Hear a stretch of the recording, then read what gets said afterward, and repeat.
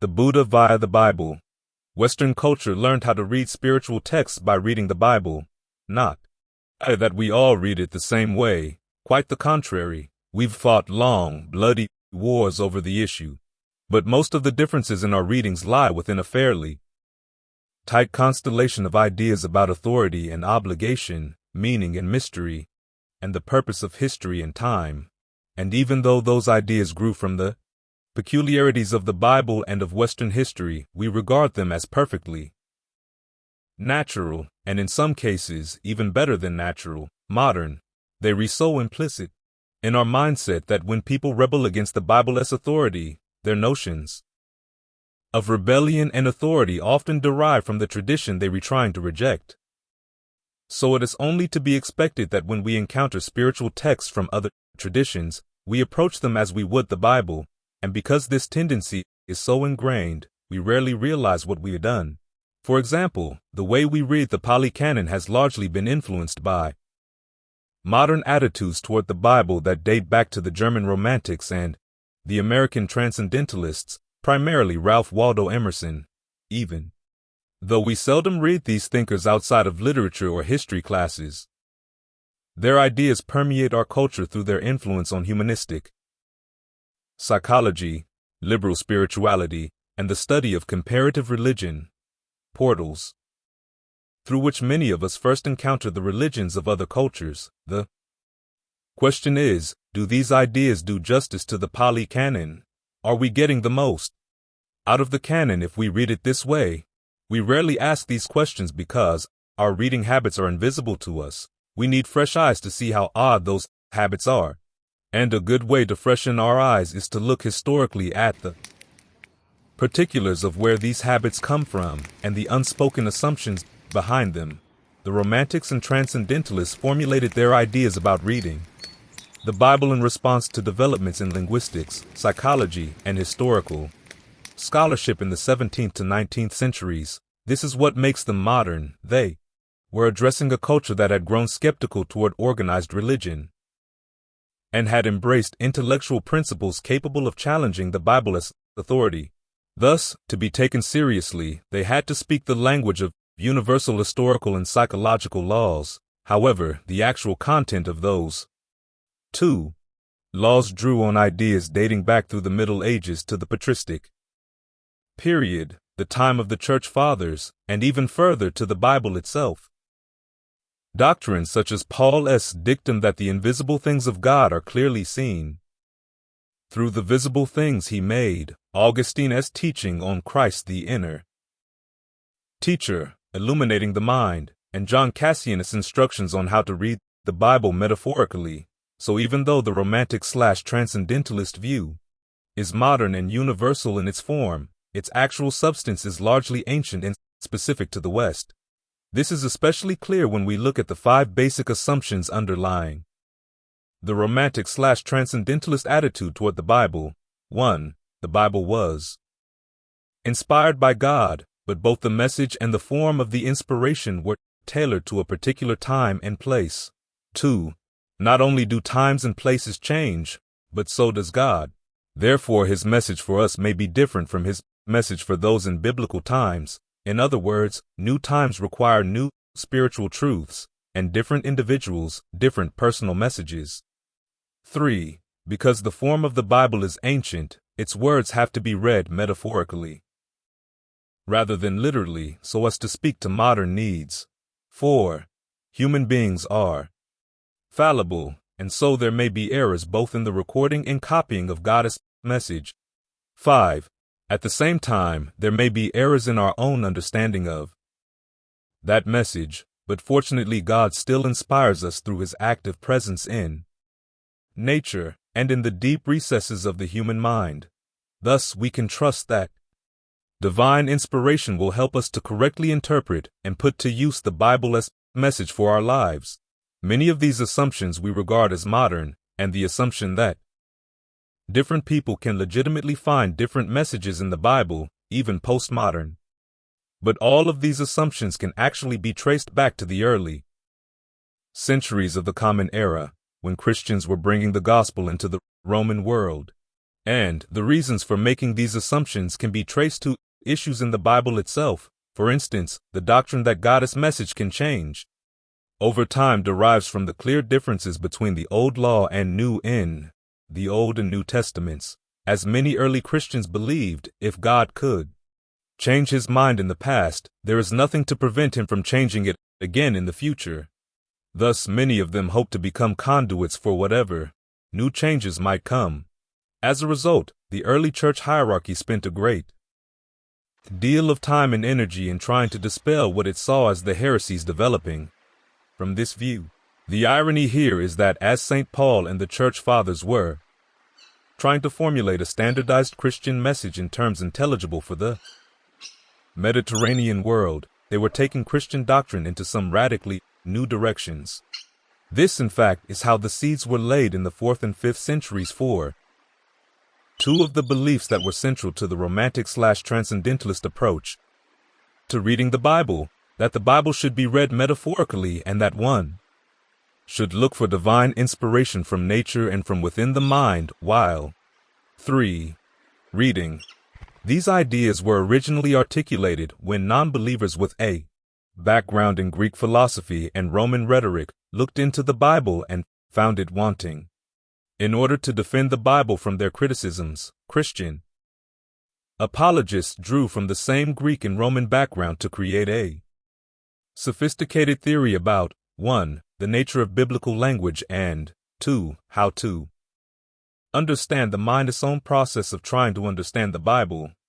These ideas have shaped the way the Bible has been read ever since, so they are worth investigating in some detail to see not only their sources but also the twists and turns they took on their path to the modern West. In the area of biblical language, John Cassian, ca. 369, ca. 453, one of the founders of Western monasticism, came to the conclusion that the Bible was best read metaphorically. His primary reason for asserting this came from Stoic ethics. The Old Testament portrays God as wrathful, impulsive, and petulant. But for the Stoics, each of these traits is a vice. It would be hard for anyone with a Stoic background, and this included most of the educated Roman Empire at the time, to respect a divinity of this sort. Thus one must assume that things like wrath can be attributed to God only in a metaphorical way, appropriate to his divinity. Human language is too limited to encompass the deity, and so should always be read with this limitation in mind. However, John Cassian also argued for the richness of the Bible's language, stating that it could carry up to 4 levels of meaning, 1 literal or historical, and 3 metaphorical. Here Cassian was again following the example of the Stoics, who, to advance their monotheist view of a rational and benevolent God, had interpreted Homer's epics as allegories, identifying the virtuous actions of the classical gods as metaphors for goddess virtue, and explaining away the gods' obvious vices. Applying a similar approach to the Bible, Cassian defined the 3 metaphorical levels as the allegorical, pertaining to Christ, and the church, the tropological, pertaining to the inner moral life of the soul, and the anagogical, pertaining to the future of the church and the second coming.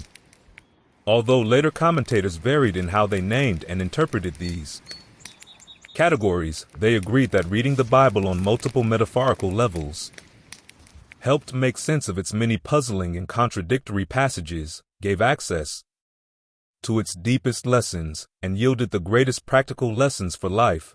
In the 6th century, Pope Gregory the Great, more famous for authorizing what we now know as the Gregorian calendar and Gregorian chants, argued against those who claimed that reading the Bible metaphorically in this way was an act of impiety.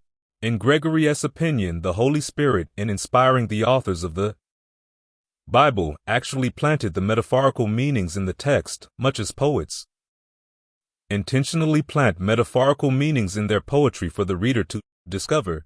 In other words, reading the Bible metaphorically was not a creative act, but simply an act of discovery.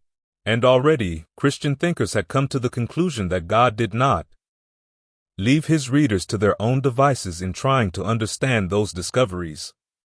4. He was actually at work in their minds as they read. This view of the psychology of reading the Bible was proposed by many thinkers, but most influentially by Augustine, 354 to 430. Augustine built on the belief that the God in the Bible, which he took as the Word of God, is also the God who created your mind. This was significant in two ways.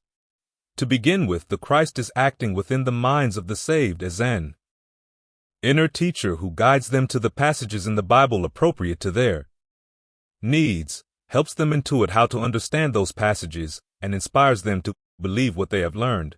In other words, without his help, the Bible would remain a closed book, both literally and figuratively. One wouldn't be inclined to read it to begin with, and even if one did read it, its deeper meaning would remain obscure. This meant, in terms of Hellenistic philosophy, that Augustine saw the Christ as an inner light analogous to the inner light posited by the Neoplatonists.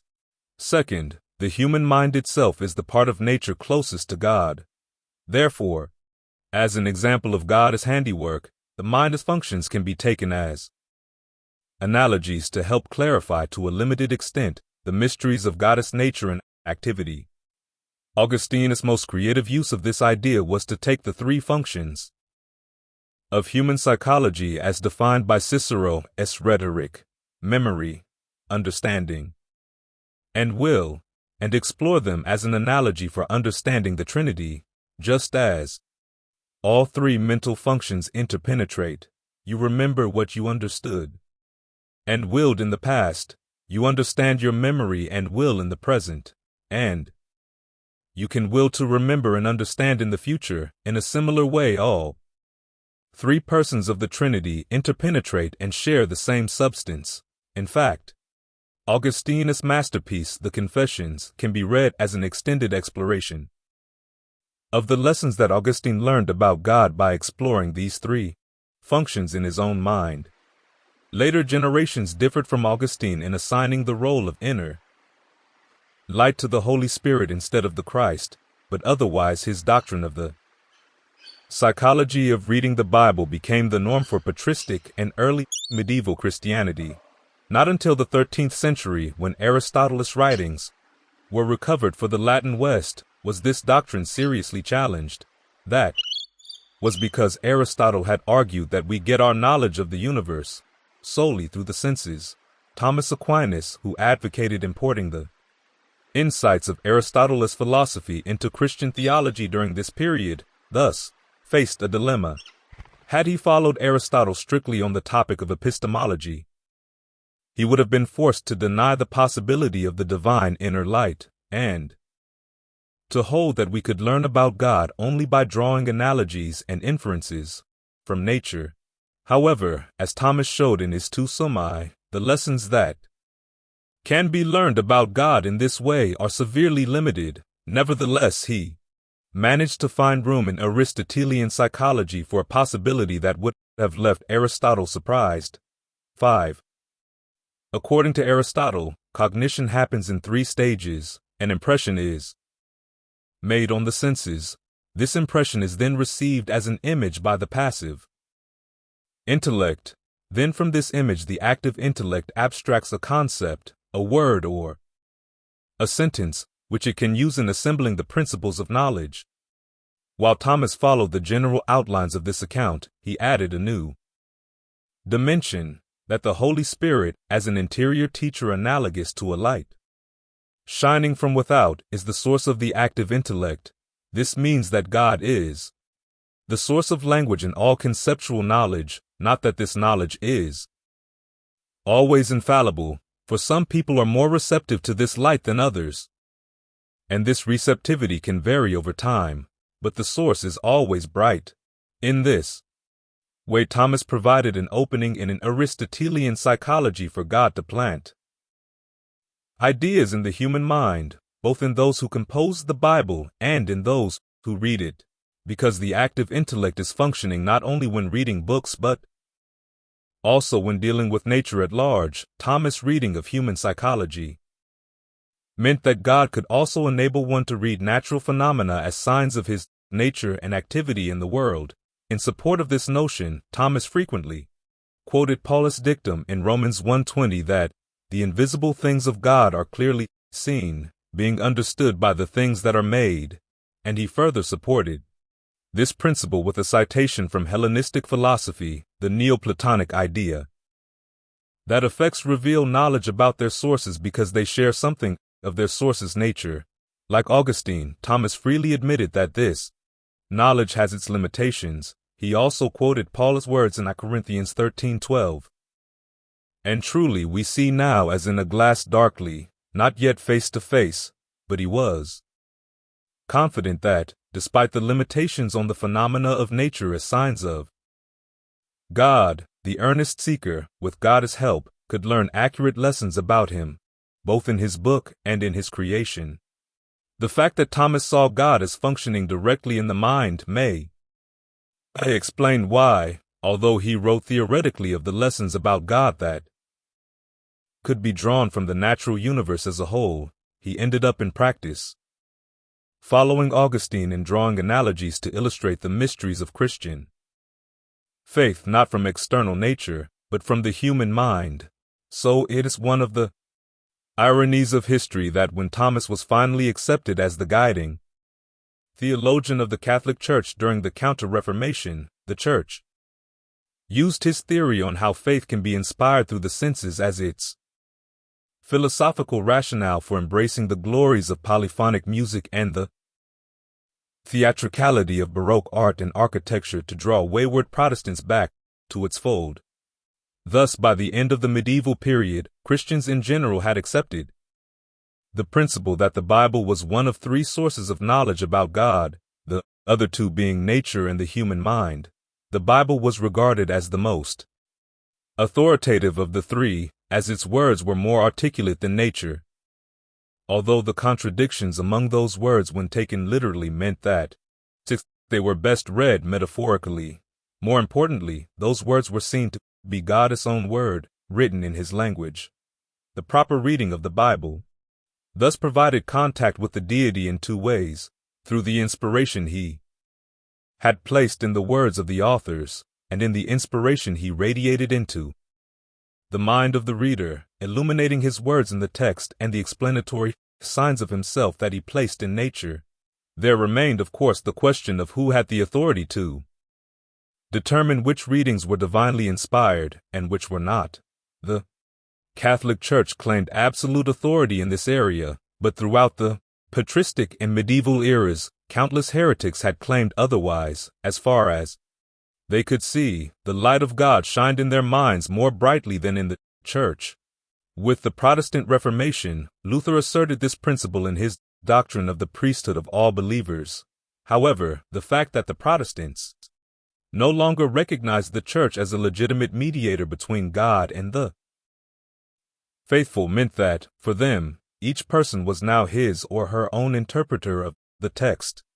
As a result, the Protestants quickly multiplied into many conflicting sects. But still, there remained the consensus that to make the most sense out of the Bible, and to get the best use of it, one had to read it metaphorically. And, when properly conducted, the act of reading the Bible and finding signs of God in nature was doubly inspired. The real break between medieval and modern approaches to the Bible came in the 17th century when two challenges, more radical than Aristotle's, called into question this constellation of beliefs about how the Bible is to be read, one from natural science and one from psychology and the encounter with new cultures. In the area of natural science, Isaac Newton's discovery of the laws of motion presented a totally new picture of the universe. Nature was like a wind-up clock, ruled by deterministic mechanical laws. Although Newton saw divine inspiration in the beauty of the laws of physics, his mechanistic picture of the universe called into question the idea that nature, and human history within nature, had a purpose, that human beings had freedom of will, and that inspiration taken from the events of nature was anything but a pathetic fallacy, i.e., seeing meaning and purpose where they don't exist. The challenge in the area of psychology came from John Locke's essay concerning human understanding, 1680, writing under the influence of Europe's new encounters with cultures in South and East Asia, its first serious contact with cultures that did not derive from Abrahamic traditions. Locke tried to come to terms with the fact that God had not planted the same innate ideas in all people. His solution to this dilemma was to adopt a strictly empiricist psychology, which undercut from two sides the idea of divine inspiration. From one side, Locke asserted that the mind at birth is a tabula rasa, or blank slate, and receives all its ideas through the senses. It is simply a passive recipient, its ideas, 7, being little more than reactions determined entirely by the sensory experiences to which it is exposed. Thus, there is no room for divine inspiration from within the mind. From the other side, Locke asserted that language was just a sensory phenomenon. Words gained their meaning simply through rational usage. Derived from sensory perception, people used them as signs of ideas, not through any natural connection that there is between particular articulate sounds and certain ideas, but only through a voluntary imposition whereby such a word is made arbitrarily the mark of an idea. This meant, in contradiction to Augustine and Aquinas, that if people used words to describe things outside of the range of the senses, they did not really know what they were talking about. Words were not gifts from God, and they provided no genuine knowledge about Him. Their meanings were narrowly cultural, and acts of human communication were only approximations of experience, not signs of a higher knowledge of what lay behind experience. Taken together, Locke's psychology and Newton's physics cast radical doubt on the reliability of the Bible and its claim to authority. Visions of God, or messages from God, would be, by Locke's standards, hallucinations. Miracles, by Newton's standards, would defy laws that God himself had devised. The reaction to this challenge took two extremes, both for and against tradition. On the anti-traditionalist side, those who were convinced by Locke's and Newton's ideas instituted a new style of biblical scholarship, which they called higher criticism. In their eyes, lower criticism was simply concerned with the meaning of the text, whereas higher criticism looked at the text as a product of a particular cultural milieu. The purpose of this criticism was not to learn the Word of God, but simply to learn about human life and beliefs in biblical times, and to assess how accurate it was as a historical document. The use of historical context to question parts of the Bible was not new with the higher critics. Medieval theologians had already used this method to question points in the epistles of Paul, but these points were relatively minor and did not call into question the divine inspiration of the Bible, or even of the epistles as a whole. For the higher critics, however, the Bible was to be treated as a literary artifact of the ancient past, shaped by the culture and mores of its times, and not as a divinely inspired text. In their eyes, the Bible's historical accounts were especially suspect. Reports of miracles, instead of being a sign of God's purpose in history, were proof that the accounts defied God's own natural laws, and so had to be stripped away before the accounts could be taken seriously as historical facts. Thus, the Bible, instead of being an authority as to the meaning of history, was reduced to the status of a document within history. This was a direct challenge to the idea that history had a divine meaning, one of the Bible's central themes. Although the Bible was not composed entirely of historical accounts, it also contained laws, poetry, and prophecy. The historical accounts gave meaning to all the rest by demonstrating God's interest and interference in human life. 8. Indicating that human history, and thus human activity, had a purpose, ordained by its creator, but by placing these accounts in a literary historical context, the higher critics were not simply challenging the authority of the Bible. They were challenging the belief that history was meaningful in anything more than a mechanical law-driven way. Most Christians found this prospect abhorrent. The extreme traditionalist response to the challenge posed by Locke's psychology, Newton's physics, and higher criticism was to dismiss them. entirely and, in some cases, to become even more attached to the literal level of the Bible than had been the thinkers of the patristic and medieval periods. It remained for less traditionalist Christians in the following 2 centuries to find a middle way between these 2 extremes, because, in the Christian dispensation, the old law was out, and because the higher critics had done a thorough job of debunking the histories, thinkers searching for an intellectually respectable stance for finding inspiration in the Bible focused their attention on 2 of the other modes of the Bible's message, poetry and prophecy, this last meaning not only forecasting God's plan for the future, but also placing obligations on the listeners to drop their errant ways and return to that plan. In Cassianist terms, this meant turning away from the literal interpretation of the Bible and focusing on the tropological and anagogical advice for one's inner life, and directions on how to further God's plan for the world as a whole. However, finding this middle way between the traditionalist and anti-traditionalist extremes required more than a simple splitting of the differences between the 2, for Newton and Locke had defined the principles of physics and human psychology in a way that left no intellectually respectable middle ground. What was required was a new understanding of the laws of nature, more amenable to the idea of divine inspiration, and toward the end of the 18th century, the first element in this new understanding came from an unlikely source, the critical philosophy of Immanuel Kant, 1724 to 1804. Kant had been repelled by Locke's belief in the essential passivity of the human mind, for it denied moral freedom and responsibility. As he saw it, only if the mind is active and free does it merit the dignity of a responsible moral agent.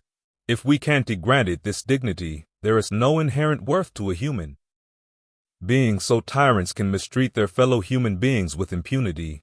Thus, Kant made it his goal to set in motion a revolution in European thought by refuting Locke's doctrine of the mind as a passive blank slate.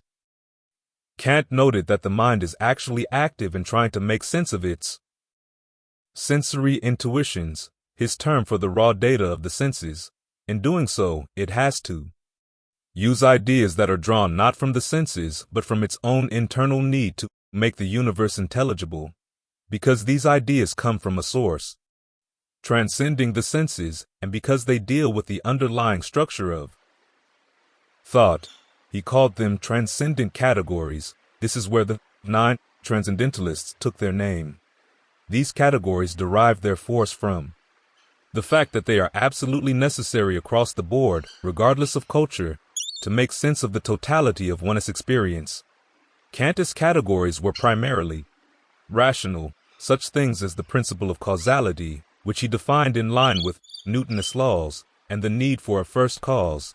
In rejecting Locke's psychology but maintaining Newton's physics, Kant created a view of human experience that was bifurcated in 2 ways, between mind and nature, and within the mind itself.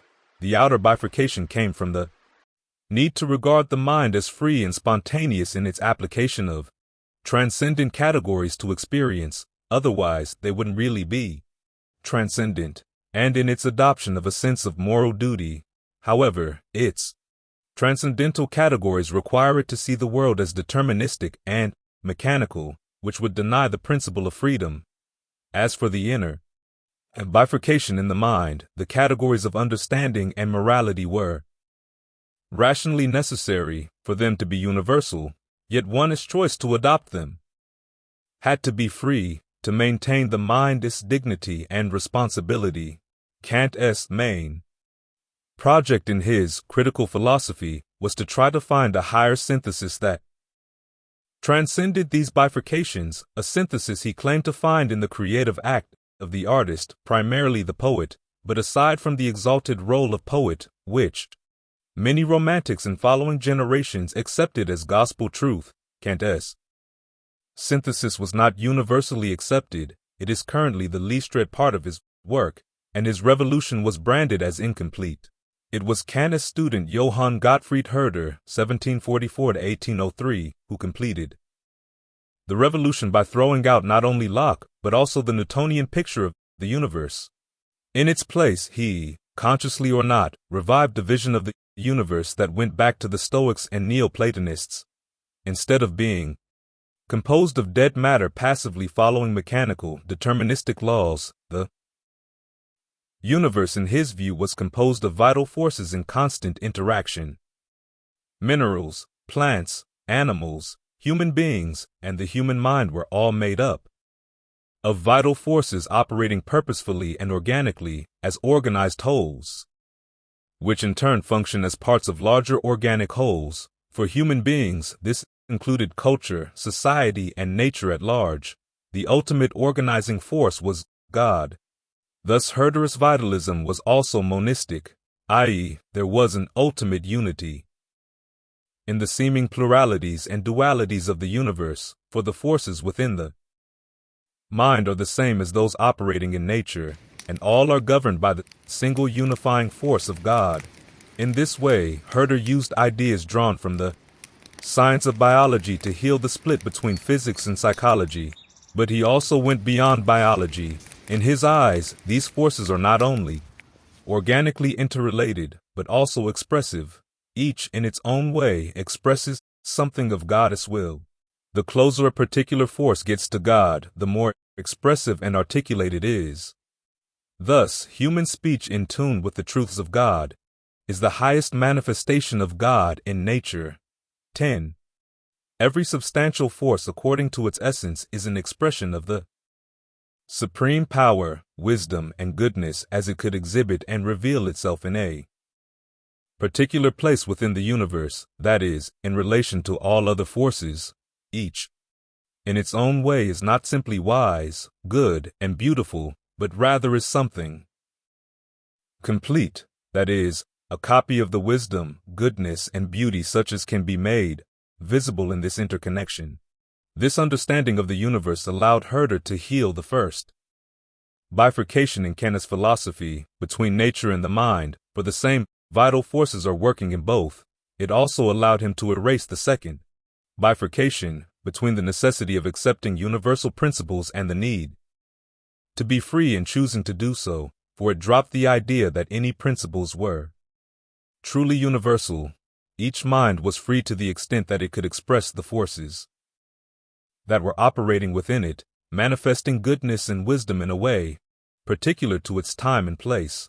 Thus virtue, instead of being an issue of universal duties and restraint, as it had been for Kant, became an issue of authenticity and sincerity, the fidelity with which one expressed the particulars of one's own inner nature in one's actions. This shift in the definition of virtue has had an enormous impact on Western thought ever since. In redefining freedom and virtue in this way, Herder redefined the essential human problem. For him, human misery is caused by being separated from the organic whole to which one properly belongs, from one's inner wholeness, from the wholeness of one's culture, and from the wholeness of God. This separation can be caused both by one's own waywardness and by the corrupting influence of society, but it can be overcome. Because the forces of the universe are interacting in ever new ways, people in different cultures will develop different transcendent categories to make sense of experience in their particular place and time, and to find healing unity in a way particular to their needs, because these categories are expressions of God's ever-developing purpose for the universe. They are all more or less good. Thus there is no room for radical evil in Herder's universe. Evil is simply an interaction of forces that do a poor job of expressing God's will. But there is something of God even there. Seeing the universe in this way provides a metaphysical basis for cultural relativism and celebration of cultural diversity. As one scholar has noted, Herder was one of those rare thinkers who adored things for being what they are. For example, he wrote appreciatively about Shakespeare, folk poetry, and Hinduism, at a time when these subjects were viewed with disdain because they did not meet the norms of what the 18th century considered to be high culture. From a specifically Christian point of view, Herder's picture of the universe had the advantage of reinstating the principle that history had a divine purpose. It also reinstated the possibility that nature and forces within the mind could serve as sources of truly divine inspiration, both in the writing and reading of the Bible. The fact that the Bible was a product of a particular culture was no problem because that culture expressed not just human predilections but 11. Something of God's will. This will is most directly expressed in aspects of language that are closest to nature, i.e., poetic symbols. In his book, The Spirit of Hebrew Poetry, Herder argued that poetry is the most divinely expressive part of the Bible. Even biblical histories are to be read poetically, although not as mere poetry.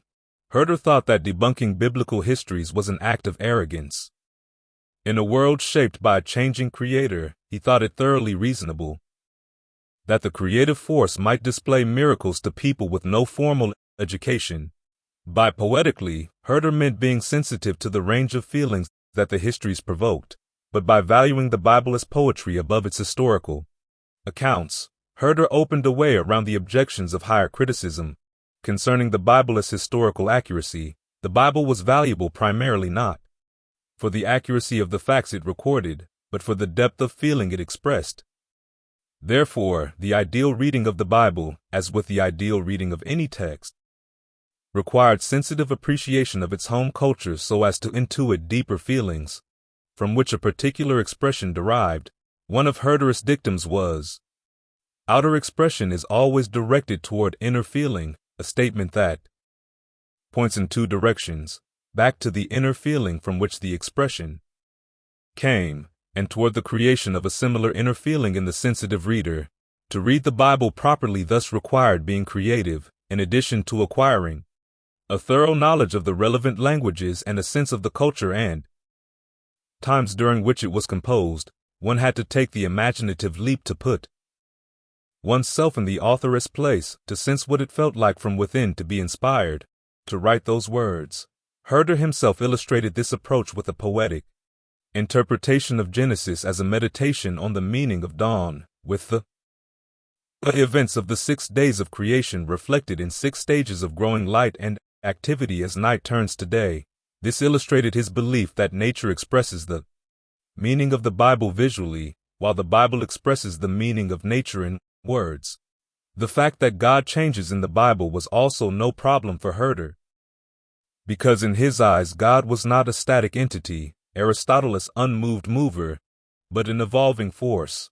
Thus Herder taught that a humane, sensitive reading of the Bible would draw out the thread of God's development according to times, lifestyles, people, and morals. In essence, this force was the same at all times, always wise, good, and beautiful, but constantly evolving in its manifestations. The task of the reader being to appreciate the essential goodness, etc., of God in all its varied guises. Herder thus reinstated, in a new form, the old constellation of forces that were traditionally seen to work in the act of reading the Bible. One was reading a text inspired by God, who was also a force acting in nature around one, and, within one's own mind. To get the most out of the text, one had to read it for metaphor.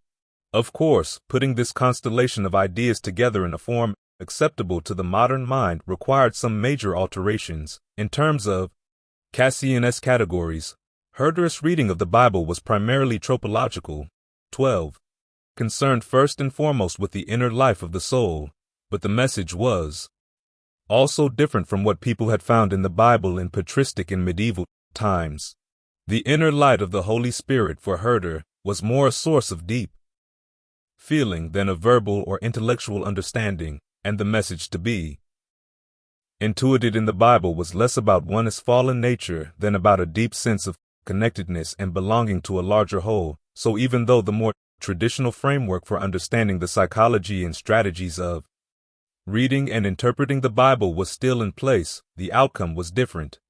A sense of unity rather than a particular understanding of doctrine.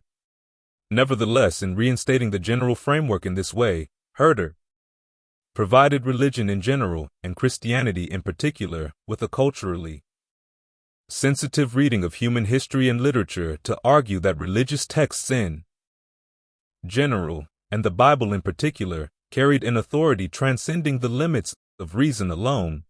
Kant was exasperated by the fuzziness of Herderist thinking, and it is easy to imagine why. Unlike Newtonist theories of motion, Herderist vitalism and monism cannot be tested empirically, thus they are simply arbitrary ideas, chosen more for their appeal than for their testable truth. His transcendent categories are not really transcendent, for they can be traced to particular cultural influences. Even worse, Herder had muddied the issue of freedom, which for Kant was central to human dignity. Herder had defined freedom as the freedom to express the dictates of one's nature.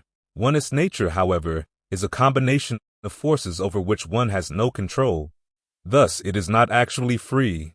Nevertheless, despite these weaknesses, the vitalism and monism of Herderist thought became two of the prime ingredients in the Romantic worldview. Herder is regarded as a pre-Romantic, but Romantic theologians followed in his wake. For instance, the most influential of these theologians, Friedrich Schleiermacher, 1768 to 1834, agreed that the primary spiritual problem was that of separation, although in his eyes the root separation was that of the soul from the infinite. This problem was to be solved by intuiting the infinite in every finite sensory intuition. A vitalist and monist like Herder, Schleiermacher departed from Herder in focusing less on the expressive power of the highest vital force than on the infinity of its power. Thus he was even more radical than Herder in declaring religion as freedom from the dictates of reason and language. Religion dealt not with transcendent categories applied to experience, but to another part of Kant's picture of human psychology, the immediate sensory intuition of the forces of nature acting on the mind prior to thought. For Schleiermacher, each finite impulse of sensory intuition carried within it a hint of the infinite acting through it, and religion consisted of being sensitive to that hint. Our religion is the sensibility and taste for the infinite. 13. All intuition proceeds from an influence of the intuited on the one who intuits, from an original and independent action of the former, which is then grasped, apprehended, and conceived by the latter according to one's own nature. What you thus intuit and perceive is not the nature of things, but their action upon you. The universe exists in uninterrupted activity and reveals itself to us every moment. Every form that it brings forth, every being to which it gives separate existence according to the fullness of life, every occurrence that spills forth from its rich, ever-fruitful womb, is an action of the same upon us. Thus, to accept everything individual as a part of the whole, and everything limited as a representation of the infinite is religion.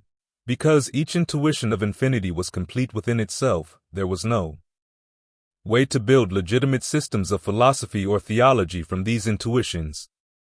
For that would involve stuffing the infinite into finite pigeonholes. Each religious intuition thus carried its own entire truth, which could not be measured against any other intuition.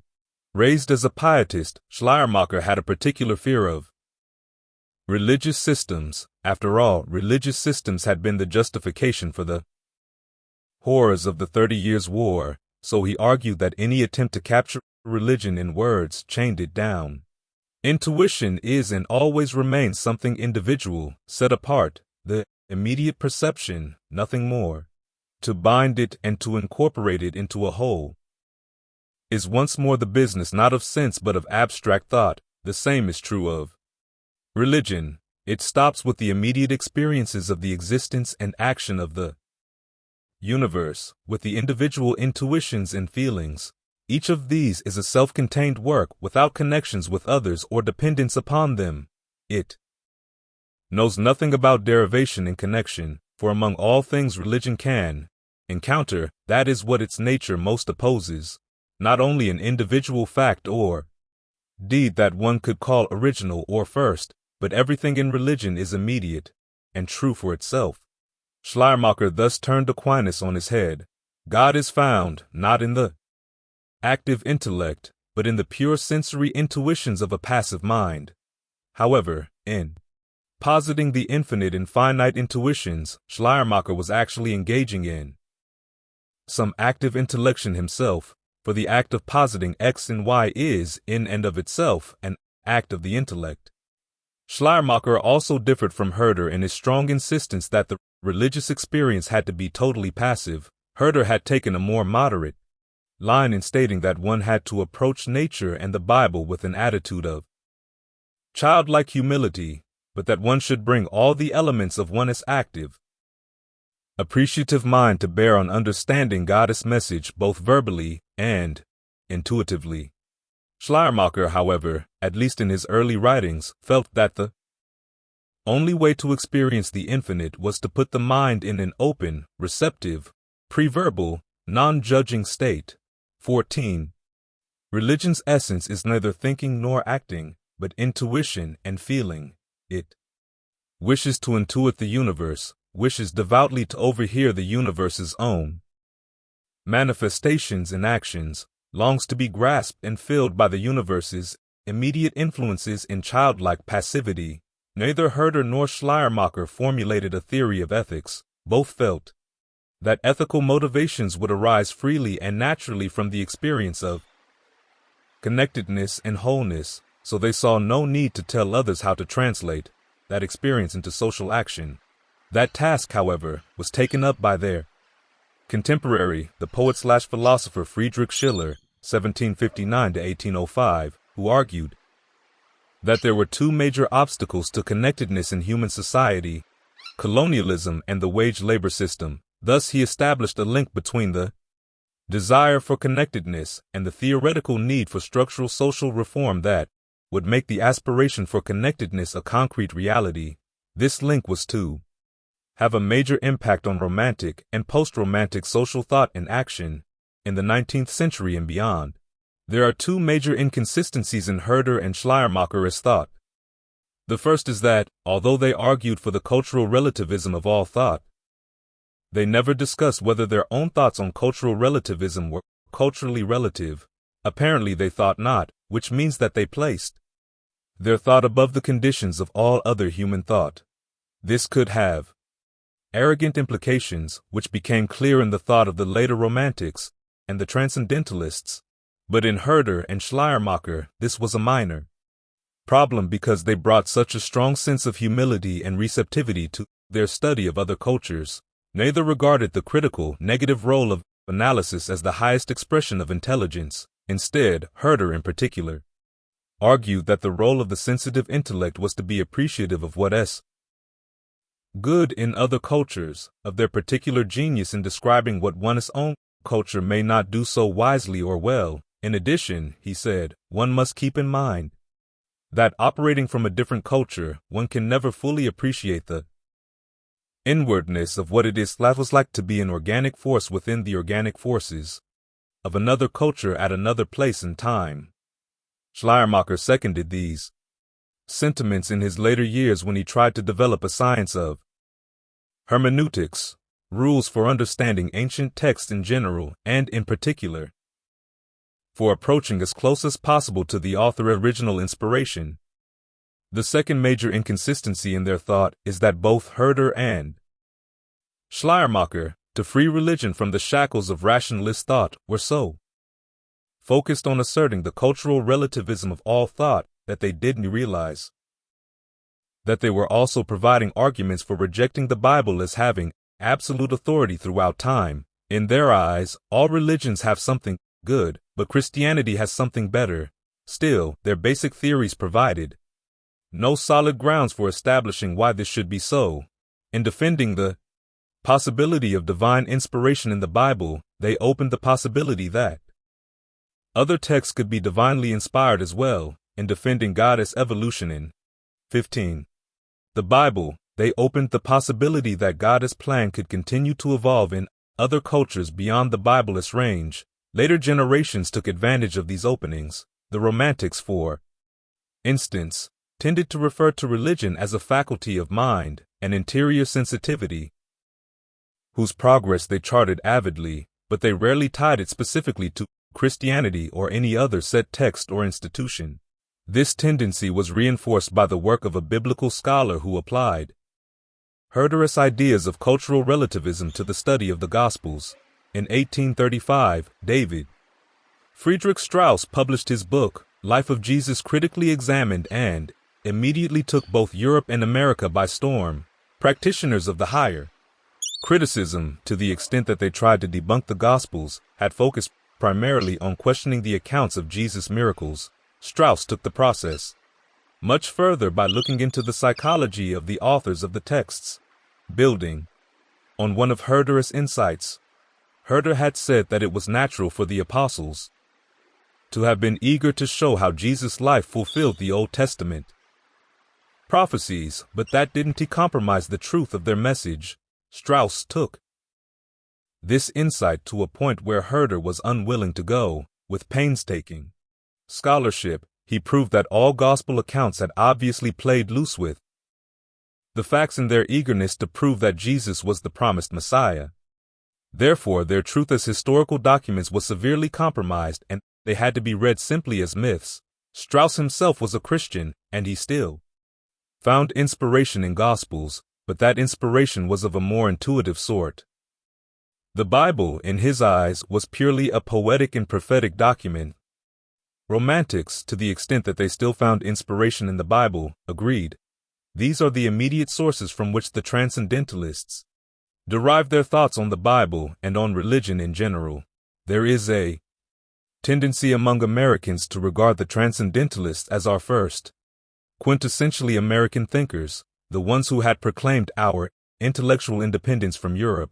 There is also a parallel tendency among American Buddhists, fostered by Rickfield as How the Swans Came to the Lake, to see the Transcendentalists as the first Americans influenced by Buddhist thought. But it turns out that, before the Transcendentalists learned about Buddhism and Hinduism, which they tended to conflate, they had been reading Kant and the German Romantics, and had already developed the basic tenets of their thought. In fact, many of their contemporaries saw their thought not as American, but as an unnatural German transplant on American soil. That these contemporaries were right is especially clear in the writings of Emerson, who, while not the most representative of the Transcendentalists, was easily the most famous. In formulating what he called his doctrine of perpetual revelation, Emerson lifted many of his central ideas straight from Herder and Schleiermacher. A universe is composed of forces that are organic expressions of one overarching 16th force present in all things. This force is both purposeful and progressive, i.e., change is not always for the good, but as a general principle it is necessary to further the ever-developing purpose of the overarching force, which Emerson called the oversoul. The goal of life is to find oneness with this force and to further its progress. This force can to some extent be found in religious texts, which provide a second-hand glimpse of other people's intuitions, because these texts are expressed in the idiom of other times and places. They have to be read creatively in order to get at their innermost message. Thus, Emerson holds, the idealism of Jesus is a crude statement of the fact that all nature is the rapid efflux of goodness executing and organizing itself. However, the oversoul can best be found through intuition, the most direct means for developing this intuition being introspection and contact with nature. Emerson sided with Schleiermacher in holding that the best way to intuit the oversoul was by opening the mind to nature in a pre-verbal, non-judging, purely receptive state. Standing on the bare ground, my head bathed by the blithe air and uplifted into infinite space, all mean egotism vanishes. I become a transparent eyeball. I am nothing. I see all. The currents of the universal being circulate through me. I am part or particle of God. Where Emerson departed most sharply from Herder and Schleiermacher was in his belief that finding oneness with the oversoul means that one's soul is the oversoul. The organic unity of universal forces means organic identity. The simplest person, who in his integrity worships God, becomes God, yet for Ever and ever the influx of this better and universal self is new and unsearchable. The heart in thee is the heart of all, not a valve, not a wall, not an intersection is there anywhere in nature, but one blood rolls uninterruptedly in. A endless circulation through all men, as the water of the globe is all one sea, and, truly seen, its tide is one. Thus the soul as creative work is identical with that of the oversoul, and its intuitions can be implicitly trusted. This is true even when those intuitions conflict with the Bible, for the expressions of the oversoul found in the Bible were appropriate for a more primitive time and culture, and not one as more advanced position in history. Instead of immersing oneself in the languages and cultures of the past to get closer to the human authors of the Bible, one should focus on one's intuitive sense of one's needs of the present, and to trust implicitly one's sense of whether the Bible speaks to those needs. Because the soul is progressive, it never quite repeats itself, but in every act attempts the production of a new and fairer whole. What is that abridgment and selection we observe in all spiritual activity, but itself the creative impulse? We 17. Need not fear that we can lose anything by the progress of the soul. The soul may be trusted to the end. In the book I read, the good thought returns to me, as every truth will, the image of the whole soul. To the bad thought which I find in it, the same soul becomes a discerning, separating sword, and lops it away. The saints and demigods whom history worships, we are constrained to accept, with a grain of allowance, though in our lonely hours we draw a new strength out of their memory, yet, pressed on our attention, as they are by the thoughtless and customary, they fatigue and invade.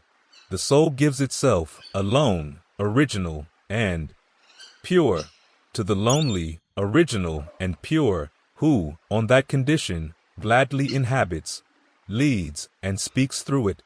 Emerson spoke strongly of the dangers of following old texts, for they smother the creative impulse of the soul in the present. Genius is always sufficiently the enemy of genius by over-influence.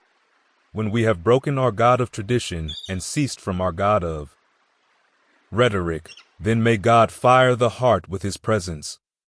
The relations of the soul to the divine spirit are so pure that it is profane to seek to interpose helps. If, therefore, a man claims to know and speak of God, and carries you backward to the phraseology of some old mouldered nation in another country, in another world, believe him not. Is the acorn better than the oak which is its fullness and completion? Is the parent better than the child into whom he has cast his ripened being? Whence, then, this worship of the past? The centuries are conspirators against the sanity and authority of the soul. This should be plain enough, yet see what strong intellects dare not yet hear. God himself, unless he speak the phraseology of I know not what David, or Jeremiah, or Paul, we shall not always set so great a price on a few texts, on a few lives. We are like children who repeat by rote the sentences of grandams and tutors. When we have new perception, we shall gladly disburden the memory of its hoarded treasures as old rubbish. Emerson also rejected the argument that the truth of the Bible is proven by the miracles it reports, for in his eyes there was nothing more miraculous than the present moment. The invariable mark of wisdom is to see the miraculous in the common. Emerson, like the higher critics, treated the Bible not as the book, but simply as one book among many. And in his eyes, the proper use for books is for times when the soul loses its contact with the oversoul. Even then, though, one should read them not for specific information about history, but for a more poetic sense of inspiration. The goal is not to figure out what the texts mean, but to use them as kindling for one's own creative impulse. 18. Books are for the scholar's idle times, when he can read God directly. The hour is too precious to be wasted in other men's transcripts of their readings, but when the intervals of darkness come, as come they must, when the sun is hid and the stars withdraw their shining, we repair to the flames which were kindled by their ray to guide our steps to the east again, where the dawn is. One must attain and maintain that lofty sight where poetry and annals are alike.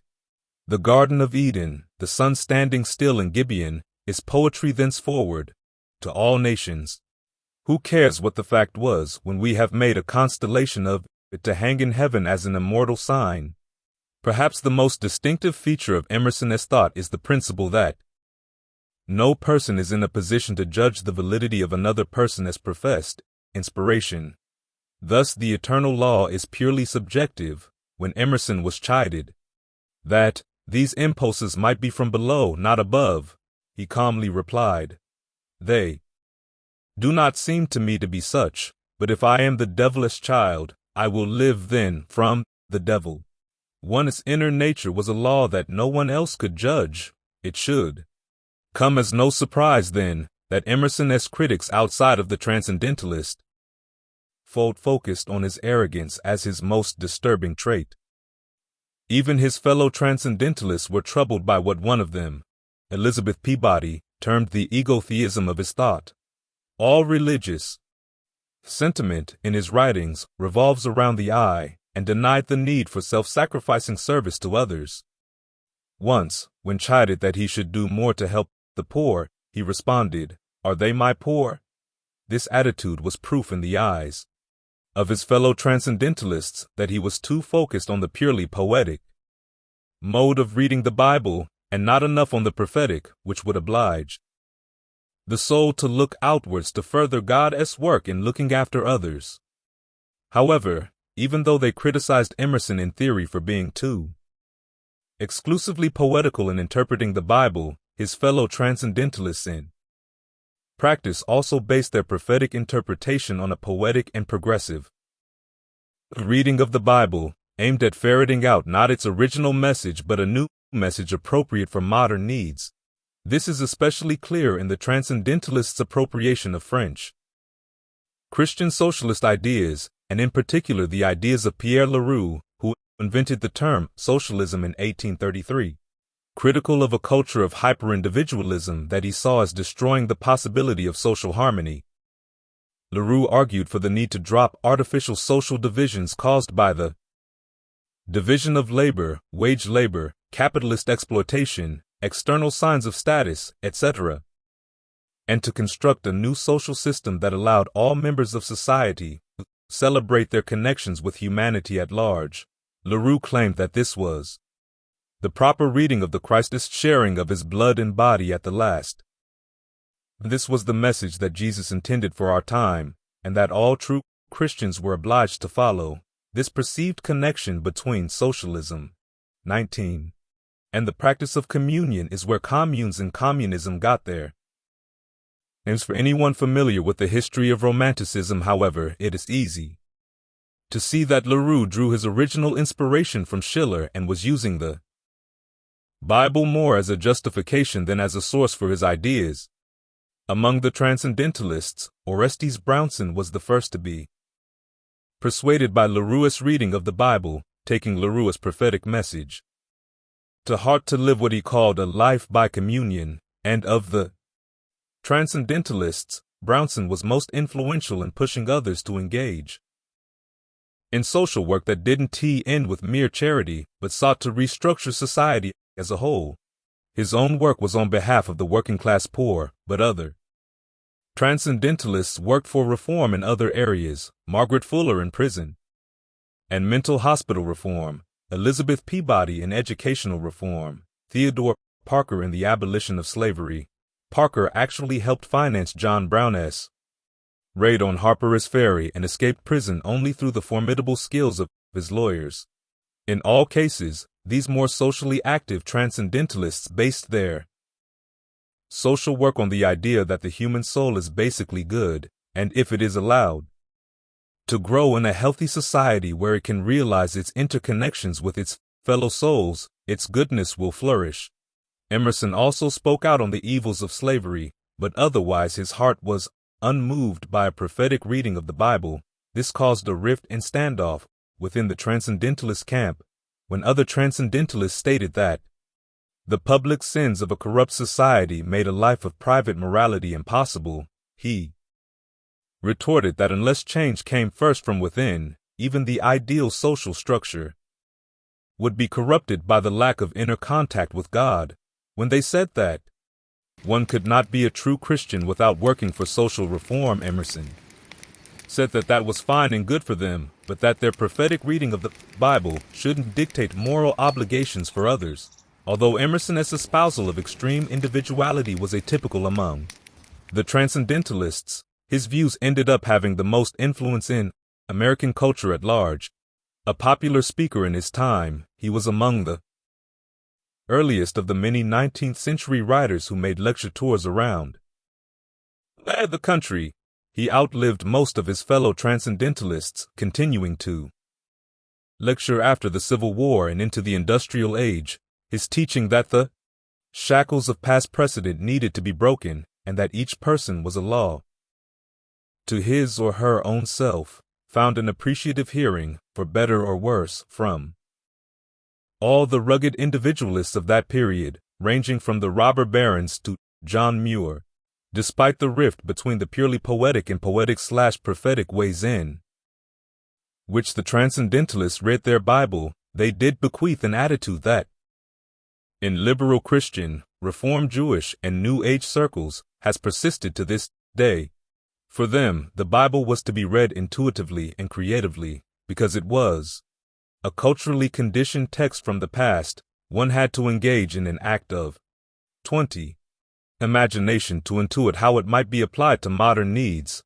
To intuit this message, one should read it not as a scholar might, attempting to return to the original intention of the authors, but as one poet might read another poet, or one prophet, another prophet, as a source of inspiration for creating the poetry and prophetic sense of moral obligation through which one advances the will of the vital spirit of the universe, in line with what one intuits that will to be. This intuition is best induced by going outside of the Bible, dissolving one's small sense of self and putting the mind in an open, receptive, pre-verbal state into which the divine will can enter, granting inspiration for moral action and an absolutely trustworthy sense of right and wrong. In this way, the Transcendentalists took absolute authority away from the Bible and gave it to the mind's intuitions, their version of Augustine's divine light within. To this general picture, Emerson added a warning note, citing 2 reasons for why the dangers of reading the Bible as an authoritative text were as great as, if not more than, the benefits.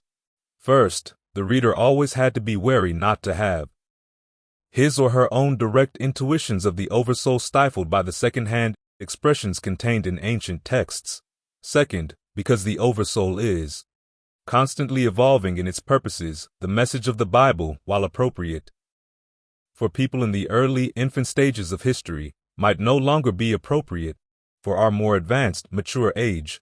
Thus, in addition to the general Transcendentalist position that the Bible should be read creatively and intuitively, Emerson added that it should be read from a position of personal and cultural superiority.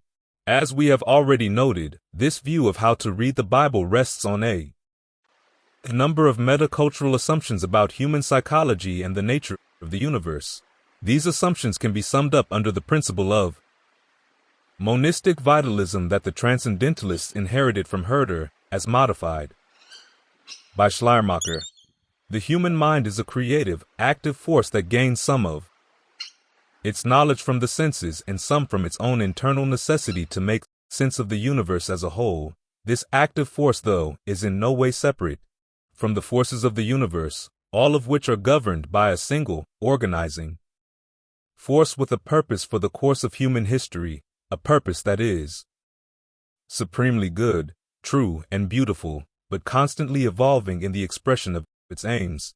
The mind suffers when assuming itself to be separate from this force, just as a part of an organic whole suffers when separated from the whole, and finds its true meaning and purpose by sensing its unity with this force, so that its own spontaneous and creative activities become an expression of the evolving purpose of the whole, because the actions of the overarching force are most immediately available to the mind in the raw intuitions of the senses. This unity can best be sensed by putting the mind in a pre-verbal state where it can be fully open and receptive to sensory input, because the will of that spirit and its purpose is constantly evolving. Each person's intuition may reveal new and unexpected aspects of that will which are appropriate for that person.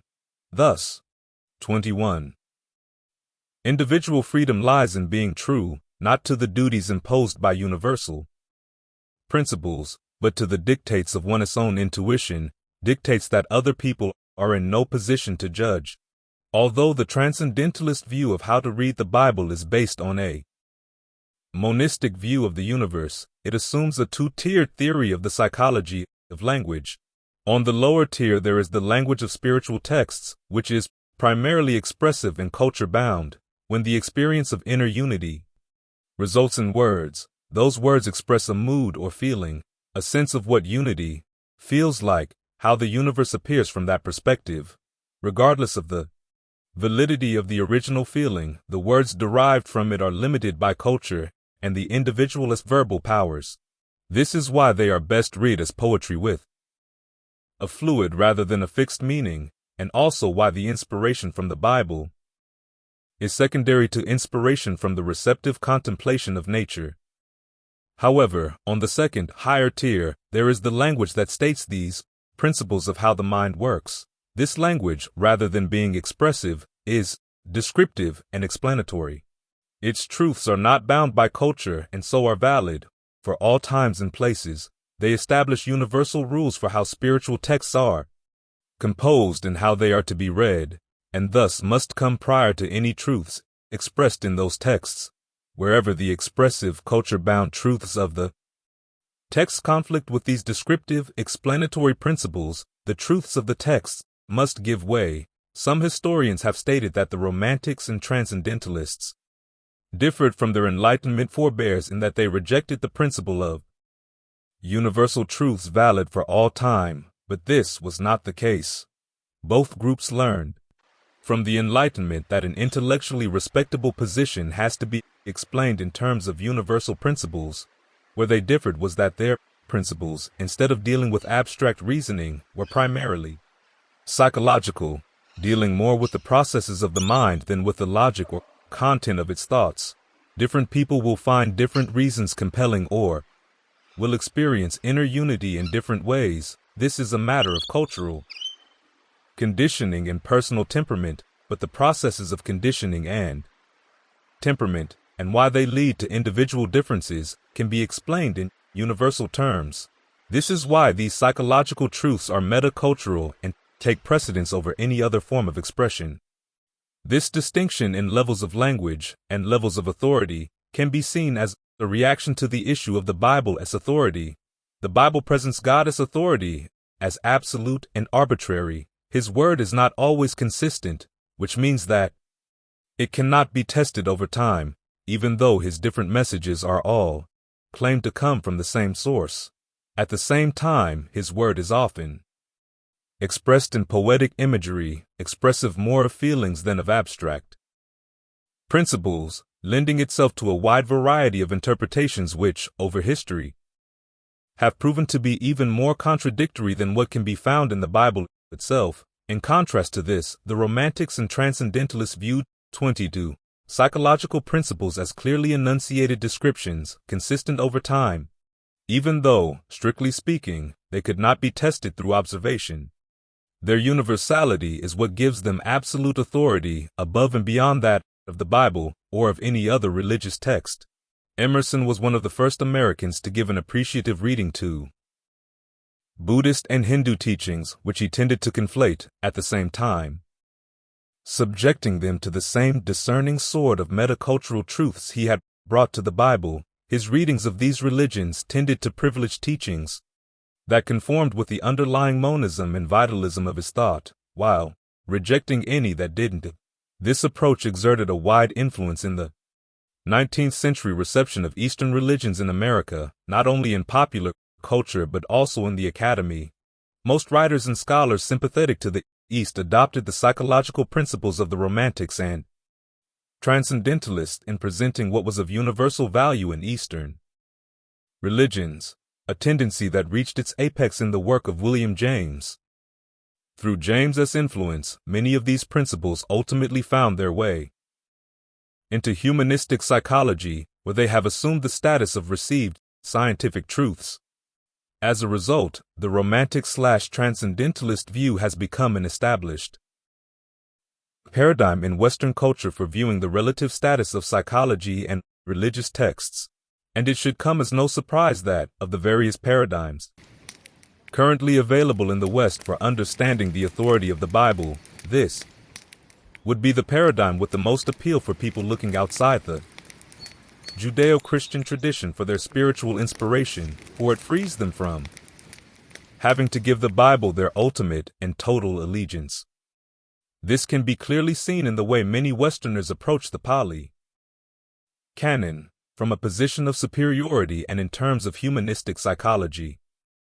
This tendency is marked not only in Westerners new to Buddhism, but also in those who identify themselves as operating within the Buddhist tradition. Overall, there are at least 8 specific ways in which Romantic/Transcendentalist principles inform statements that Western Buddhists have made about how to read the Pali Canon. In the following discussion, I've illustrated these principles as applied to the canon, with quotations from both lay and monastic teachers. The teachers are left unnamed because I want to focus not on individuals, but on what historians call a cultural syndrome, in which both the teachers and their audiences share responsibility for influencing one another, the teachers by how they try to explain and persuade, the audiences by what they re-incline to accept or reject. Some of the teachers quoted here embrace Romantic/Transcendentalist ideas more fully than others, but the tendency is present, at least to some extent, in them all. 23. 1. The first principle is that the canon, like all spiritual texts, takes interconnectedness, the experience of unity within and without, as its basic theme. On attaining this unity, one drops the identity of one's small self and embraces a new identity with the universe at large. The goal of Dhamma practice is integration through love and acceptance, openness and receptivity, leading to a unified wholeness of experience without the artificial boundaries of separate selfhood. It is the goal of spiritual life to open to the reality that exists beyond our small sense of self. Through the gate of oneness, we awaken to the ocean within us. We come to know in yet another way that the seas we swim in are not separate from all that lives. When our identity expands to include everything, we find a peace with the dance of the world. It is all ours, and our heart is full and empty, large enough to embrace it all. 2. The canon's prime contribution to human spirituality is its insight into how interconnectedness can be cultivated through systematic training in mindfulness, defined as an open, receptive, pre-verbal awareness. This provides a practical technique for fostering the sort of transparent religious consciousness that Emerson extolled. One teacher, in fact, describes mindfulness as sacred awareness. Mindfulness is presence of mind, attentiveness, or awareness. Yet the kind of awareness involved in mindfulness differs profoundly from the kind of awareness at work in our usual mode of consciousness.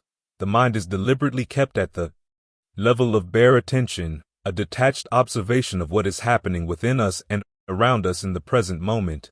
In the practice of right mindfulness, the mind is trained to remain in the present, open, quiet, and alert, contemplating the present event. All judgments and interpretations have to be suspended, or if they occur, just registered and dropped. The task is simply to note whatever comes up just as it is occurring, riding the changes of events in the way a surfer rides the waves on the sea. 3. However, the canon does not speak with final authority on how this receptive state should be used or how life should be led. This is because the nature of spiritual inspiration is purely individual and mysterious. Where the Transcendentalists spoke of following the soul, Western Buddhists speak of following the heart. As one teacher, who has suggested that following one's heart might mean taking the path of psychotropic drugs, has said. No one can define for us exactly what our path should be. The teachings of books, maps, and beliefs have little to do with wisdom or compassion. At best, they are a signpost, a finger pointing at the moon, or the leftover dialogue from a time when someone received some true spiritual nourishment. We must discover within ourselves our own way to become conscious, to live a life of the spirit. 24. Religion and philosophy have their value, but in the end, all we can do is open to mystery. 4. The canonist authority is also limited by the cultural circumstances in which it was composed. Several teachers, for example, have recommended dropping the canonist teachings on Karma because they were simply borrowed from the cultural presuppositions of the Buddhist time. Even the most creative, world-transforming individuals cannot stand on their own shoulders. They too remain dependent upon their cultural context, whether intellectual or spiritual, which is precisely what Buddhism's emphasis on impermanence and causal interdependence implies.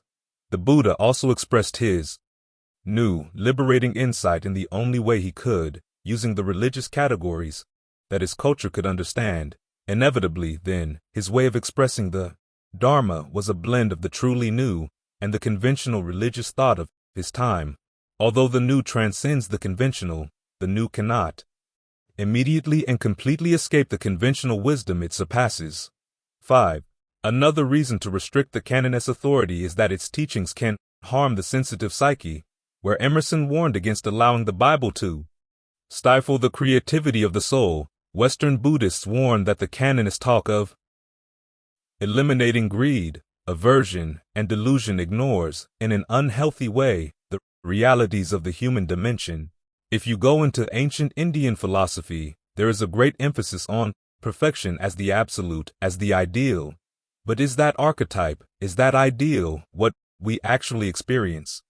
The images we have been taught about perfection can be destructive to us. Instead of clinging to an inflated superhuman view of perfection, we learn to allow ourselves the space of kindness. 6. Because the language of the canon is archetypal, it should be read not as descriptive, but as expressive and poetic, and that expression is best absorbed intuitively. It's never a matter of trying to figure it all out. Rather, we pick up these phrases and chew them over, taste them, digest them, and let them energize us by virtue of their own nature. Even these ostensibly literal maps may be better read as if they were a kind of poem, rich in possible meanings. 7. To read the canon as poetry may yield new meanings unintended by the compilers, but that simply advances a process at work throughout Buddhist history. Some thinkers have explained this process as a form of vitalism, with Buddhism or the Dharma identified as the vital force. Sometimes the vitalism is explicit, as when one thinker defined Buddhism as an inexpressible living force. At other times, it is no less present for being implied. 25. The great strength of Buddhism throughout its history is that it has succeeded many times in reinventing itself according to the needs of its new host culture. What is happening today in the West is no different. In each historical period, the Dharma finds new means to unfold its potential, in ways precisely linked to that era's distinctive conditions. Our own era provides the appropriate stage for the transcendent truth of the Dharma to bend back upon the world and engage human suffering at multiple levels, not in mere contemplation, but in effective, relief-granting action. 8. As this last quotation shows, some thinkers recommend reading the canon not only poetically, but also prophetically as a source of moral imperatives for social action in our times. Because the canon says little on the topic of social action, this requires a creative approach to the text. We can root out thematically relevant Buddhist themes, texts, and archetypes, and clarify them as core teachings for Buddhist-based social change work. Of the various themes found in the Pali Canon, dependent co-arising, interpreted as interconnectedness, is most commonly cited as a source for social obligation, paralleling the way the Transcendentalists saw interconnectedness as the source of all moral feeling. Numerous thinkers have hailed this prophetic reading of the canon as a new turning of the Dhamma wheel, in which the Dhamma grows by absorbing advances in modern Western culture. Many are the lessons, they say, that the Dhamma must learn from the West, among them democracy, equality, Gandhian nonviolence, humanistic psychology, ecofeminism, sustainable economics, systems theory, deep ecology, new paradigm science, and the Christian and Jewish examples of religious social action. We are assured that these developments are positive because the deepest forces of reality, within and without, can be trusted to the end. We must be open to a variety of responses toward social change that come from no particular authority, but are grounded in the radical creativity that comes when concepts fall away. There is an underlying unity to all things, and a wise heart knows this as it knows the in and out of the breath. They are all part of a sacred whole in which we exist, and in the deepest way they are completely trustworthy. We need not fear the energies of this world or any other. Often the trustworthiness of the mind is justified with a teaching drawn from the Mahayana, the principle of Buddha nature present in all. This principle has no basis in the Pali Canon, and so its adoption in Western Theravada is frequently attributed to the popularity of Mahayana and Western Buddhism at large. Only rarely is the question asked, why do Westerners find the Mahayana attractive? Is it because the Mahayana teaches doctrines we are already predisposed to accept? Probably so, especially when you consider that although 26. The principle of Buddha nature is interpreted in many ways within the Mahayana itself. Here in the West it is primarily understood in the form closest to the Transcendentalist idea of innate goodness. Compassion is our deepest nature. It arises from our interconnection with all things. These 8 principles for interpreting the Pali Canon are often presented as meta-cultural truths, but, as we have seen, they developed in the specific context of the Western engagement with the Bible. In other words, they historically conditioned. When we compare them to the canon itself, we find that they directly contradict the Dhamma. At the same time, when teachers try to justify these principles on the basis of the canon, we find that they invariably misreading the text. 1. The idea that spiritual life is a search for unity depends on the assumption that the universe is an organic whole, and that the whole is essentially good. Canon, however, consistently portrays the goal of the spiritual life as transcendence. The world, which is synonymous with the all, Sin 35:23, is a dangerous river over which one has to cross to safety on the other side. The state of oneness or non-duality is conditioned and tending immersed in the river, unsafe. In reaching Nibbana, one is not returning to the source of things, MN1, but reaching something never reached before in 577, a dimension beyond all space and time. And in attaining this dimension, one is not establishing a new identity, for all identities, even infinite ones, can ultimately prevent that attainment and so have to be dropped. 2. The canon never defines mindfulness as an open, receptive, pre-verbal state. In fact, its standard definition for the faculty of mindfulness is the ability to keep things in mind. Thus, in the practice of right mindfulness, one is keeping one of 4 frames of reference in mind: body, feelings, mind, and mental qualities, remembering to stay with these things in and of themselves. And some of the more vivid analogies for the practice of mindfulness suggest anything but an open, receptive, non-judging state. Just as when a person whose turban or head was on fire would put forth extra desire, effort, diligence, endeavor, earnestness, mindfulness, and alertness to put out the fire on his turban or head, in the same way, the monk should put forth extra desire, mindfulness, and alertness for the abandoning of those evil, unskillful mental qualities. And 1051.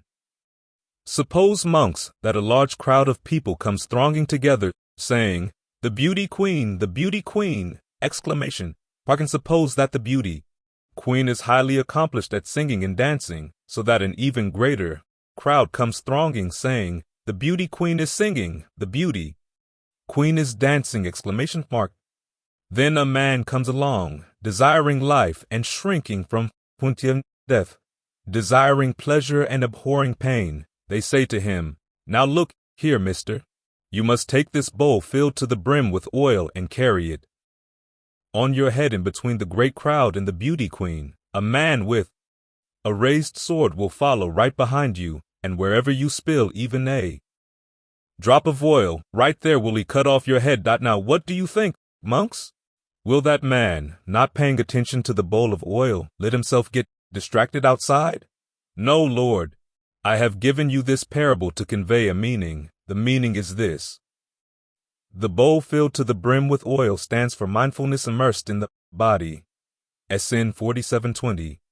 There is a tendency, even among serious scholars, to mine in the canon for passages presenting a more spacious, receptive picture of mindfulness.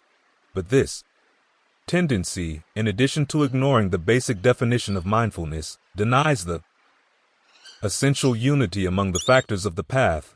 One such scholar, to make his case, had to define right mindfulness and right effort as two mutually exclusive forms of practice.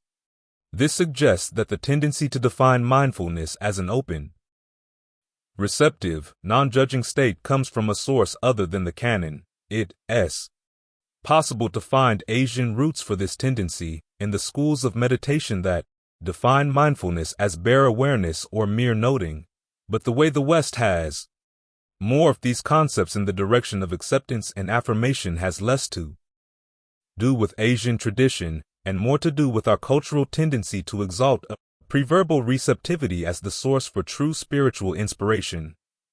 3. The canon states clearly that there is only one path to Nibbana, DN 16. Trying to find awakening in ways apart from the Noble Eightfold Path is like trying to squeeze oil from gravel or milking a cow by twisting its horn. MN 126. The Buddhist knowledge of the way to awakening is like that of an expert, a gatekeeper who knows, after encircling the walls of a city, that there is only one way into the city, the gate he guards, and 1095.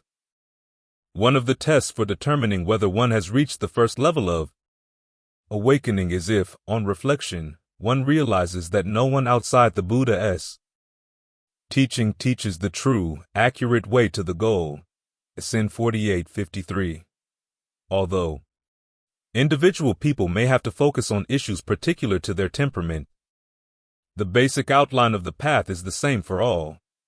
4.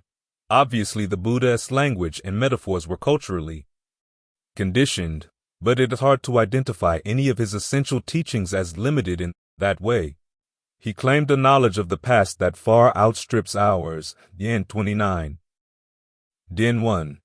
And he often claimed direct knowledge when stating that he was speaking for the past, present, and future when describing, for instance, how physical, verbal, and mental actions are to be purified, MN 61, and the highest emptiness that can be attained, MN 121.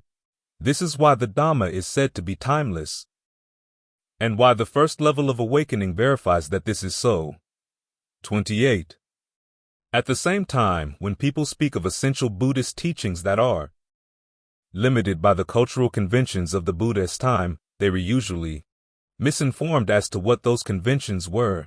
For instance, with the doctrine of karma, even though the Buddha used the word karma like his contemporaries, his conception of what karma was and how it worked differed radically from theirs. 362, MN 101. 5. Similarly, people who describe the dangers of following a particular Buddhist teaching usually deal in caricatures. For instance, one teacher who warns of the dangers of the linear path to attainment describes that path as follows. The linear path holds up an idealistic vision of the perfected human, a Buddha, or saint or sage. In this vision, all greed, anger, fear, judgment, delusion, personal ego, and desire are uprooted forever, completely eliminated. What is left is an absolutely unwavering, radiant, pure human being who never experiences any difficulties, an illuminated sage who follows only the Tao or God's will and never his or her own. Although this may be a possible vision of the linear path, it differs in many crucial details from the vision offered in the canon. The Buddha certainly passed judgment on people and taught clear criteria for what are and are not valid grounds for judgment, and 764 and 182, MN 110. He experienced difficulties in setting up the monastic sangha, but that does not invalidate the fact that his greed, aversion, and delusion were gone. As MN 22 states, there are dangers in grasping the Dhamma wrongly. In the context of that discourse, the Buddha is referring to people who grasp the Dhamma for the sake of argument. At present, we might point out the dangers in grasping the teachings neurotically, but there are even greater dangers in misrepresenting the teachings or in dragging them down to our own level, rather than using them to lift ourselves up. As the Buddha said, people who claim that he said what he didn't say or didn't say what he did are slandering him, and in doing so, they blind themselves to the Dhamma. 6. Although the canon contains a few passages where the Buddha and his awakened disciples speak poetically and expressively of their attainment, those passages are rare. Far more common are the descriptive passages in which the Buddha tells explicitly how to get to awakening, as he said in a famous simile. The knowledge gained in his awakening was like the leaves in the forest. Knowledge he taught, like the leaves in his hand, 56:31, and he chose those particular leaves because they served a purpose, helping others develop the skills needed for release. This point is supported by the imagery and analogies employed throughout the canon. Although some of the more poetic passages draw images from nature, they are greatly outnumbered by analogies drawn from physical skills, cooking, farming, archery, carpentry, making the point. 29. That Dhamma practice is a skill that can be understood and mastered in ways similar to more ordinary skills. The Buddha's descriptions of the path are phrased primarily in psychological terms, just like the metacultural principles of the Transcendentalists and Romantics. Obviously, the canonist maps of mental processes differ from those proposed by Western psychology, but that doesn't invalidate them. They were drawn for a particular purpose, to help attain the end of suffering, and they have to be tested fairly, not against our preferences, but against their ability to perform their intended function. The poetic approach to the canon overlooks the care with which the Buddha tried to make his instructions specific and clear.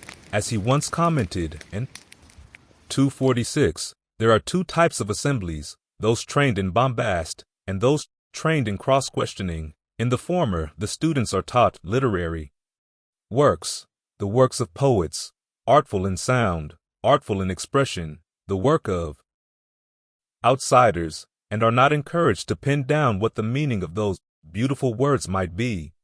In the latter, and here the Buddha was describing his own method of teaching, the students are taught the Dhamma, and, when they have mastered that Dhamma, they cross-question one another about it, and dissect it. How is this? What is the meaning of this? They make open what isn't open, make plain what isn't plain, dispel doubt on its various doubtful points. To treat such teachings as poetry distorts how and why they were taught. 7. A vitalist interpretation of Buddhist history does a disservice both to the Buddha's teachings and to historical truth. To begin with, the canon does not portray history as purposeful. Time moves in cycles, but those movements mean nothing. This is why the Buddha used the term samsara, wandering on, to describe the course of beings through time. Only if we decide to end this wandering will our lives develop a purpose and direction. Otherwise, our course is aimless. Just as a stick thrown up in the air lands sometimes on its base, sometimes on its side, sometimes on its tip, in the same way, beings hindered by ignorance and fettered by craving, transmigrating and wandering on, sometimes go from this world to another world, sometimes come from another world to this, SN 15-9. Second, Buddhism does not have a will. It does not adapt. People adapt Buddhism to their various ends, and because the adapters are not always wise, there is no guarantee that the adaptations are skillful. Just because other people have made changes in the Dhamma doesn't automatically justify the changes we want to make. Think, for instance, of how some Mahayana traditions dropped the Vinaya as procedures for dealing with teacher-student sexual abuse. Was this the Dhamma wisely adapting itself to their needs? The Buddha foresaw that people would introduce what he called synthetic Dhamma, and when that happened, he said, the true Dhamma would, 30, disappear. SN 16. He compared the process to what happens when a drum develops a crack, into which a peg is inserted, and then another crack, into which another peg is inserted, and so on until nothing is left of the original drum body.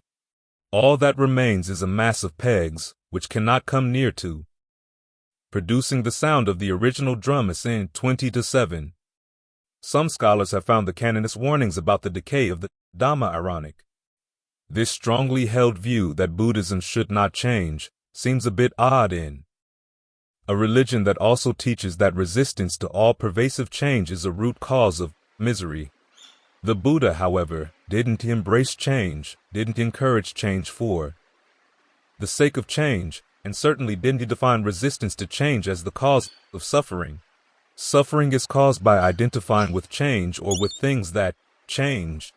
Many are the discourses describing the perils of going along with the flow in terms of a river that can carry one to whirlpools, monsters, and demons. ITI 109. And as we noted above, a pervasive theme in the canon is that true happiness is found only when one crosses over the river to the other side. 8. The Buddha was not a prophet, and he did not pretend to speak for God. Thus he was careful never to present his teachings as moral obligations. His shoals were all conditional. As the first line of the Karaniya Metta Sutta, KHP 9, states, this is to be done by one skilled in aims, who wants to break through to the state of peace. In other words, if you want to break through to a state of peace, then this is what you have to do. And although generosity is one of the things one must do to attain that goal, when the Buddha was asked where a gift should be given, SN 324, he responded, wherever the mind feels confidence. This means that if we regard social action as a gift, there is no need to seek the Buddha as sanction for feeling inspired to give in that way. We can just go ahead and do it, as long as our actions conform with the precepts. But it also means that we cannot use his words to impose a sense of obligation on others that they should give in the same way. This is especially true in a teaching like the Buddha's, which is strongly pragmatic, with each teaching focused on a particular end. To take those teachings out of context, applying them to other ends, distorts them. The teaching on dependent co-arising, which is often interpreted as the Canon's version of interconnectedness, is a case in point. The factors in dependent co-arising are primarily internal, dealing with the psychology of suffering, and are aimed at showing how knowledge of the Four Noble Truths can be applied to bring suffering to an end. There is nothing to celebrate in the way the ordinary interaction of these factors leads to suffering. To turn this teaching into a 31.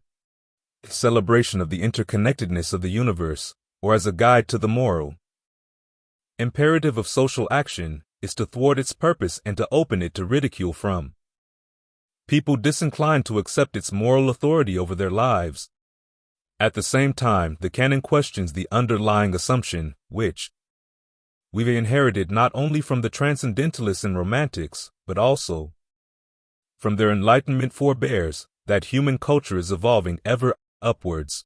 The early discourses present the opposite picture, that human life is getting worse as a sphere for Dhamma practice, and it is easy to point out features of modern life that confirm this picture. To begin with, Dhamma practice is a skill, requiring the attitudes and mental abilities developed by physical skills, and yet we are a society whose physical skills are fast eroding away. Thus the mental virtues nurtured by physical skills have atrophied. At the same time, the social hierarchy required by skills in which students apprentice themselves to a master has mostly disappeared, so we've unlearned the attitudes needed to live in hierarchy in a healthy and productive way.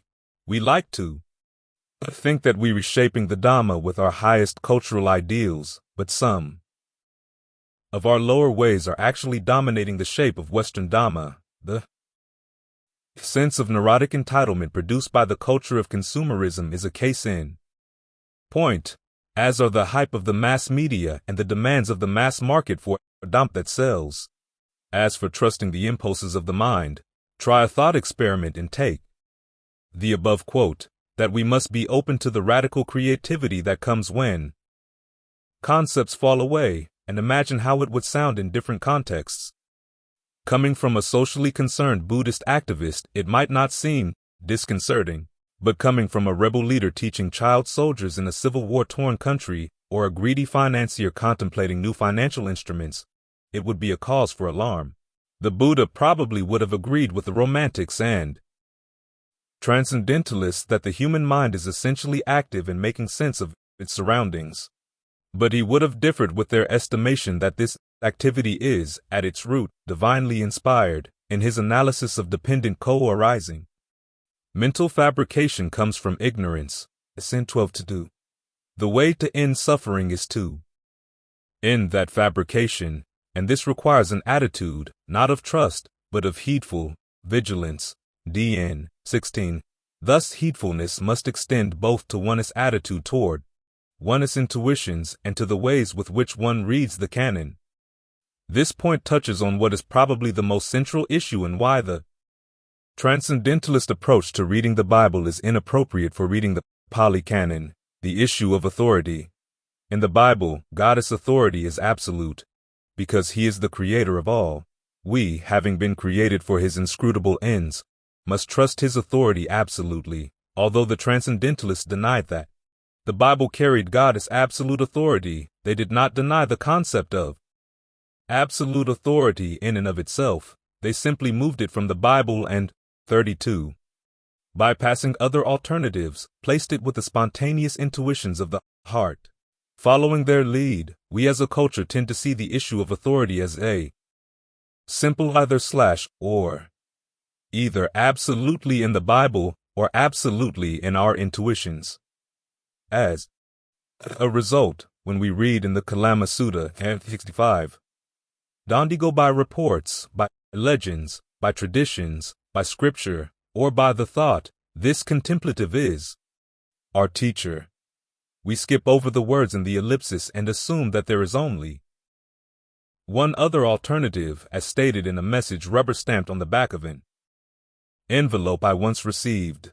Follow your own sense of right and wrong, the Buddha. However, the words in the ellipsis are equally important. Don't go by logical conjecture, by inference, by analogies, by agreement through pondering views, or by probability. In other words, you can't go simply by what seems reasonable or agreeable to you. You can't go simply by your intuitions. Instead, the Buddha recommends that you test a particular teaching from a variety of angles. Is it skillful? Is it blameless? Is it praised or criticized by the wise? When put into practice, does it lead to harm and suffering, or to well-being and happiness?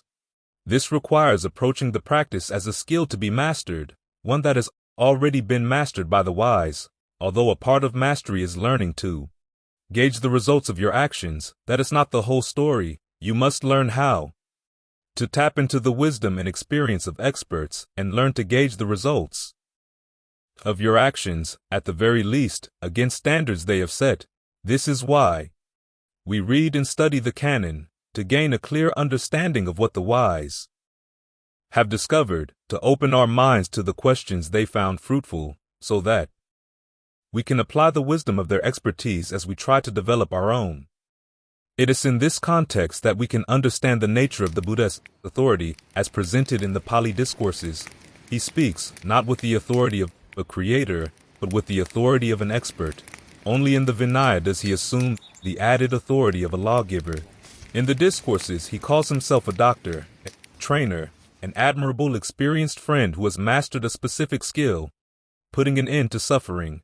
He provides explicit recommendations on how to act, speak, and think to bring about that result, instructions on how to develop qualities of mind that allow you to assess your actions accurately, and questions to ask yourself in measuring your progress along the way. It is up to us whether we want to accept or reject his expertise, but if we accept it, he asks for our respect. This means, in the context of an apprentice culture, the culture set up in the Vinaya, CV 8:11-12, that you take his instructions on how to end suffering at face value and give them a serious try. Where the instructions are ambiguous, you use your ingenuity to fill in the blanks, but then you test the results against the standards the Buddha has set, making every effort to be heedful in reading accurately and fairly what you have done. This sort of test requires a serious commitment. For a sense of how serious, it is instructive to read the biographies of the Thai forest masters, and because the commitment is so serious, the Buddha advises exercising careful judgment in choosing the 33 a person to whom you apprentice yourself, and 4-190, and tells you what to look for before growing close to a teacher, MN 95. You can trust every teacher to be a genuinely admirable friend. This is all very straightforward, but it requires stepping outside the limitations of our culturally conditioned ways, and again, it is up to us whether we want to read the Pali Canon on its own terms. If we don't, we are free to continue reading it poetically and prophetically, taking the Buddha's instructions as grist for our own creative intuitions. But if that is our approach, we'll never be in a position to judge adequately whether his instructions for putting an end to suffering actually work. Bibliography. Beiser, Frederick C., German Idealism, The Struggle Against Subjectivism, 1781-1801. Cambridge, Harvard University Press, 2002. Berlin, Isaiah, The Roots of Romanticism, edited by Henry Hardy. Princeton, Princeton University Press, 1999. Buell, Lawrence, Emerson. Cambridge, Harvard University Press, 2003. Buell, Lawrence, ed. The American Transcendentalists, Essential Writings. New York, The Modern Library, 2006. Kalish, Marcia L. The Mirror of Language, A Study in the Medieval Theory of Knowledge. Lincoln, University of Nebraska Press, 1983. Kalish, Marcia L. The Stoic Tradition from Antiquity to the Early Middle Ages, 2-volume. Leiden, E. J. Brill, 1985. Emerson, Ralph Waldo, Essays and Lectures, New York, The Library of America, 1983. Gura, Philip F. American Transcendentalism, A History, New York, Hill and Wang, 2007. Herder, Johann Gottfried. Against Pure Reason, Writings on Religion, Language, and History, Minneapolis Fortress Press, 1993. Matter, E. Ann. The Voice of My Beloved, The Song of Songs in Western Medieval Christianity, Philadelphia, University of Pennsylvania Press, 1990. Pinkard, Terry, German Philosophy 1760-1860, The Legacy of Idealism, Cambridge, Cambridge University Press, 2002. Schleiermacher, Friedrich, On Religion, Speeches to Its Cultured Despisers, translated and edited by Richard Crowder. Cambridge, Cambridge University Press, 1988.